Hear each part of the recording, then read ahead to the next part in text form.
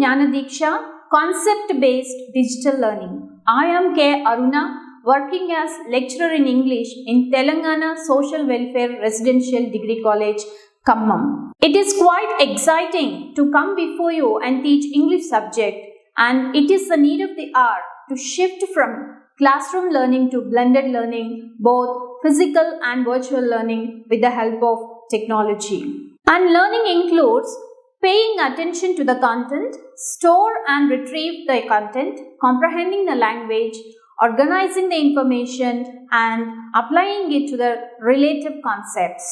Be it pandemic or cyclone, violence against women is continuing. This is evident from the sources around us like news channels and social media. I would like to read a poem before going to the main topic, which paves the way for our topic, a poem written by Yashasvi Singh, Caged. Caged. The poem goes like this. There is a string in my heart that makes me think why boys go for blue and girls for pink. There is also a category for toys, dolls for girls and cars for boys. Well, this is all fine, as nature makes this boundary and draws the line. Right from the beginning, girls and boys are restricted to gender norms, which means restricted to certain activities, and coming out of that spectrum is treated as misbehavior. Some norms are positive. For example, the norm that children shouldn't smoke. Other norms may lead to inequality. They demand certain activities should be performed only by girls, for example, household work. This also reduced access to education, which has long-term consequences for the future of girls. When girls are excluded from receiving an education, their ability to earn a living and become independent is drastically limited. Without equal opportunities to learn, income inequality and dependence on men to provide keeps girls in a cycle of poverty and confinement to their homes to perform unpaid domestic labor. Lack of outside opportunities limits the ability of girls to reach their ambitions. But what aches my heart is when we make things apart. Why he goes out for work and kitchen is her destination, her only part. Men goes out to work and girls confined to kitchen to perform household duties. She couldn't think beyond the kitchen work. This work goes unpaid and it leads to economic dependence that in turn leads to domestic violence. Why dowry for her as if she is a thing? And he behaves like the owner, her king. Why adjustments for her and satisfaction for him? Why brightness is for him, her life is so dim? When he is enjoying the ownership and mastery over everything, she continues her life as a subject to him. Her simple wishes and choices are not at all addressed. If they are addressed also, it is treated as the mercy showered by him with benevolence. And the poem continues like this. Why brightness is for him, her life is so dim. Yes, education is common in both. Her for marriages, his for career upgrowth. Why she leaves her family, her home? Though education is the key to success, it is interpreted in different ways for both boys and girls. For him, it is career, and for her, it is qualification to get married and run the family. And the other poor thing is that girl has to relocate to her in-laws' place with which she gets new identity, suppressing all her emotional bond with her birthplace. While he stays in his kingdom, his dome, she wants equity, not equality to live. No sympathy, just love and respect to give. Don't call her weak. She is brave, while he can his decisions. She wanted to be treated with equity, which means fairness of treatment for both boys and girls, according to their respective needs. If equality is the end of the goal, equity is the means to get there. Freedom is what she cares. Her emotions have tears. His emotions are raged. She can't feel safe, but wide roads are open for him and she is caged. Girls need to be free to have a safe home, free to be a mother, sister, and a daughter, free to work safely and with dignity, free to earn an education and free to live without fear and dream again. Her emotions are suppressed and has become the victim of his emotions. All doors are open for him, but she has been caged behind the bars of social, cultural, and patriarchal dominance. This poem talks about the entire discrimination and inequality that has been shown in the society for the ages, and even women got used to it without discomfort. As we have seen, be it pandemic or cyclone, violation and discrimination against women is continuing. Protests, movements, and much more carried out, but could not change anything except little progress in education. Many eminent people voiced out this problem, but solution was not yet pronounced. One of those voices is Smriti Sharma, Assistant Professor in Economics, and who is also continuing her research in development and labor economics, wrote this article on gender equality. The author Smriti Sharma, her objective is achieving gender equality in India, what works and what doesn't. And the scope of her research is social, economical, and legal areas. Learning outcomes: by the end of this session, we will be able to acquire knowledge about gender equality in past and present. Students will make a connection between gender equality in society and in their personal lives. Role of culture in gender inequality and how to deal with gender inequality. Smriti Sharma states that discrimination against women is everywhere, irrespective of color, caste, creed, and culture. Especially in Indian context, girls were not treated as equals, rather subjects. They are deprived of proper food, health, and education. Boys are encouraged to go to school and study, while girls are limited to household work, particularly in rural areas. Dropout ratio of girls is more than 3 times of boys. Already nature drew a line, and it was exploited by polarizing gender norms in the society. Patriarchal norms hold back many girls from striving for their dreams by receiving a quality education, medical facilities, and overall awareness for their well-being. Discrimination issues in India are deep-rooted and practiced for generations, and that is why it requires long-term intervention to make sure that their mental, physical, and emotional development is taken care of.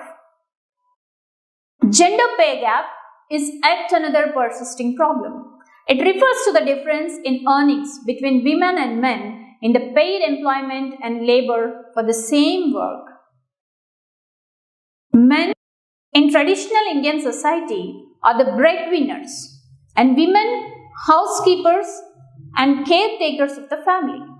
An average woman spends about 2/3 of her time on unpaid work. Crimes against women show an upward trend, in particular brutal crimes such as rapes, dowry deaths, honor killings. Violence against women typically means the crimes committed against women of any age, caste, and creed. The crimes can be of any kind. Usually they include murders, abuse, molestation, rape, and infanticide. The number of crimes committed against women in India keep rising every year. In 2012, the crimes against women in India accounted for 6.4%, which meant in an average, within 3 minutes, a woman fell victim to violence. The crimes against women in India take several forms. Mostly, these crimes result in lifelong trauma or death. Dowry death are one such example of a crime committed against Indian women. According to the age-old Indian tradition, the bride's family is supposed to reward the groom with a considerable sum of money. This is the concept of dowry. Discrimination, violence, and crimes against women we have seen so far. Now let us see what are the main reasons for these problems. Let us discuss them particularly in Indian context. One of the main reasons is preference for sons. A plethora of social, cultural, and economic factors contribute to this trend. Common wisdom is that the preference for sons is motivated by economic, religious, social, and emotional desires and norms that favor males and make females less desirable. Parents expect sons, but not daughters, to provide financial and emotional care, especially in their old age. Sons add to family wealth and property, while daughters drain it through dowries. Sons continue the family lineage, while daughters are married away to another household. Sons perform important religious roles, and sons defend or exercise the family's power, while daughters have to be defended and protected, creating a perceived burden on the household. There is a popular perception that this preference for boys is more prevalent among illiterate, working class people in rural areas. But this belief is not entirely accurate because it is observed even among educated and wealthy Indians in the country's metropolises like Delhi and Mumbai. From the above statements, we conclude that patrilocality and dowry system are contributing to the idea of preference for sons. Till now, we have seen the problem of gender inequality, the suffrage, and the reasons for gender inequality. Moving on to the next point, to solve this problem, governments and statutory bodies articulated the affirmative action to attain gender equality or at least minimization of inequality. Affirmative action in making policies and practices. Affirmative action for equalizing inheritance rights to attain economical independence. Government and the policy makers have to take few steps to eliminate the underrepresentation of women in leadership roles. Women need to be provided with a dignified study and work atmosphere. Equal working conditions and equal pay will be a boon for the women with which they can unleash full potential for the betterment of family and society as well. Rural students are good at subject matter, but they lack proper communication and life skills. Training, bridging the gap, and recruitment in their villages enables them to come out of the social taboos and take care of their parents, which in turn leads to preference for girls. And village level recruitment makes the parents to trust the capabilities of their daughters. We have seen policies and practices. Now comes the most debatable idea of equal property rights. But in spite of diversified views, if we observe thoroughly, equalizing inheritance rights leads to increase in educational attainment. It enhances the value of girls and reduces the domination of in-laws over the girl. Then comes the crucial part of gender inequality, that is economical independence. It is essential to attain gender equality and to expand the capacity of women. They make genuine choices about their future. It also helps to develop an ability to participate fully in all available opportunities. It also helps to develop an ability to participate fully in all available opportunities. It may have significant control of their own destiny. The above discussed affirmative actions could bring constructive changes in gender issues and minimize the disparities. The final point that has been debated since ages is getting to parity. Parity means that each gender is represented equally. Parity is an instrument to reach equality and to ensure the access of women and men to the same opportunities, rights, and opportunities to choose material conditions while respecting their views. Let us see what is parity in health. Physical and mental needs to be addressed. And child marriages and getting older grooms, these are the main issues in parity in health. Most of the girls face anemia-related health issues, and it leads to poor performance in studies as well as in other activities. Poor performance makes them to limit themselves to all. It also affects self-esteem. As a result, girls are occupying mediocre jobs and remaining as subordinates. Child marriage and early pregnancies ruin their physical and mental health. Child marriage perpetuates the cycles of poverty, poor health, illiteracy, and violence that has negative impact on overall development, prosperity, and stability. Hence, education and empowerment play a prominent role in preventing child marriages and promoting proper health. Parity at work. Parity at work includes their remuneration, their job role, and the choice of jobs, infrastructural support, personal safety, and freedom from violence. Gender equality in society is reflected in the workplace. There is a strong belief that economic independence may improve women's social standing and position. Let's give each one the chance to prove themselves without any bias or unfairness.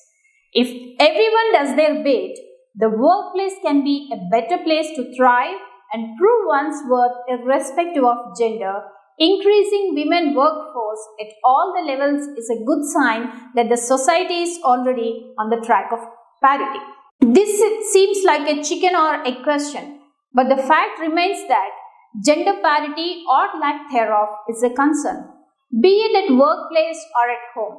Both issues must be addressed simultaneously in order to eliminate inequality as a whole. Parity in education. Education that helps create attitudinal shifts towards gender bias and activities to spread awareness. Educating Indian children from an early age about the importance of gender equality would be a great solution to achieve parity in educational opportunities. Poverty, geographical isolation, minority status, disability, early marriage and pregnancy, gender-based violence, and traditional attitudes about the status and role of women are among the many obstacles that stand in the way of women and girls fully exercising their right to participate, complete, and get benefited from the education. Parity in politics. Expanding women participation in local, regional, national, and community leadership around the world, the greatest gender disparities are in politics. Women representation in politics considerably accelerates gender equality in all sectors. Decision-making bodies should consist of women to represent their needs in every context. To herself, she has to make an attitudinal shift, personal realization, challenging biological barriers, and strengthening family morals. Women has to realize that they have to shift their attitudes. Shift has to be in a way that we nurture our children, both male and female. The seeds of equality need to be sown in early childhood and in every household. The mindset that a female child is a liability and a male child is an asset has to be vanished, because that indeed is the starting point of all evils that plague women today. Society can neither disempower or empower a woman or anyone for that matter. Empowerment is a mindset. It has to emanate from the core of one's heart. It is a woman who should get awakened to her immense potential. She must have the longing in her heart to make a difference to herself. Means like education, power, position, status may lead her onto that path, but she has to walk the last mile herself. Self-realization and self-actualization plays vital role in the performance of roles we play.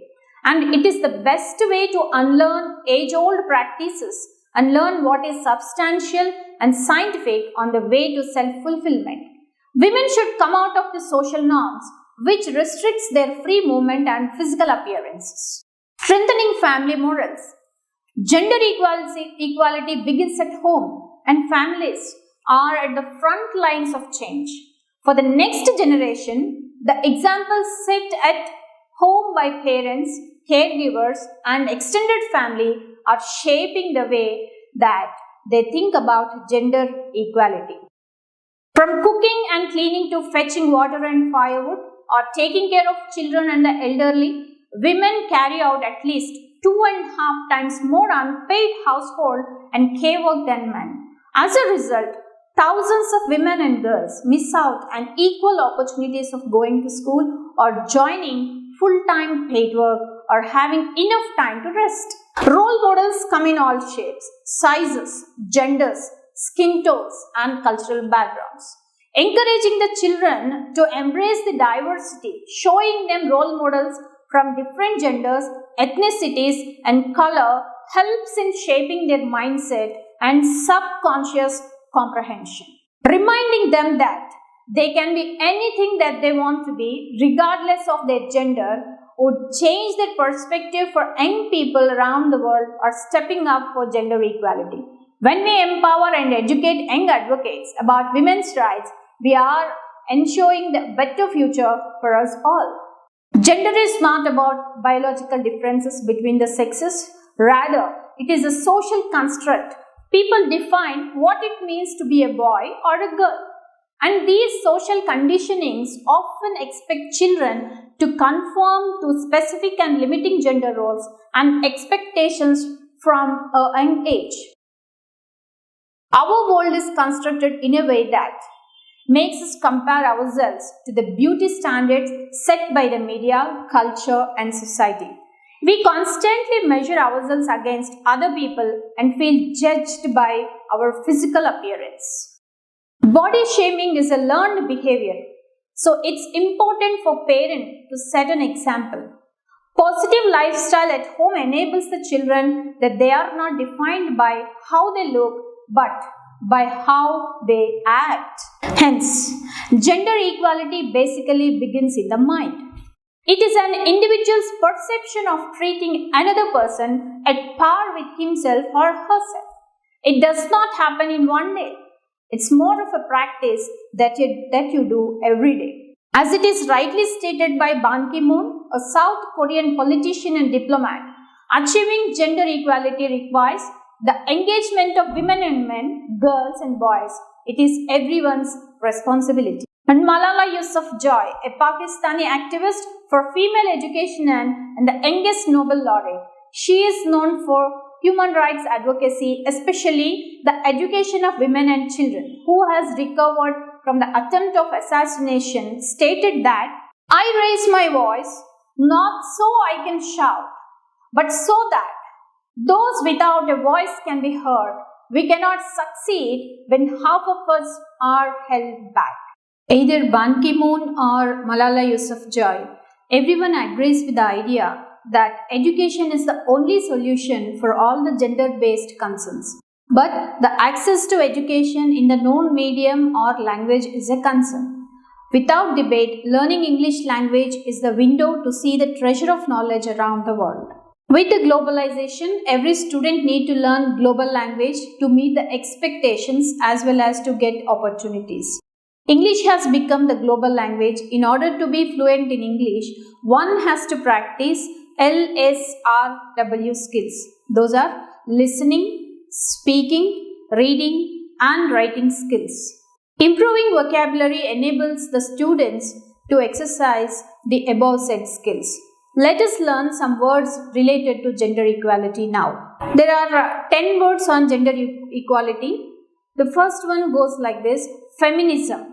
Feminism means belief in full social, economic, and political equality for women.